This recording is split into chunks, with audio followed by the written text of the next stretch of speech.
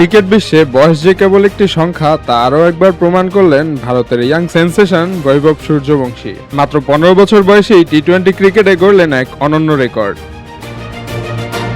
আইপিএলে রাজস্থান রয়্যালসের হয়ে গুজরাট টাইটান্সের বিপক্ষে ম্যাচে ইনিংসের প্রথম বলেই মোহাম্মদ সিরাজকে সোজা মাঠের উপর দিয়ে ছক্কা হাঁকিয়ে টি-20তে নিজের 100তম ছক্কা পূরণ করেন তিনি। এই কীর্তিতে সূর্যবংশী হয়ে গেলেন সবচেয়ে কম বয়সী এবং দ্রুততম ব্যাটার যিনি 100 ছক্কার মাইলফলক স্পর্শ করেছেন। মাত্র 514 বল খেলেই তিনি এই রেকর্ড করেন।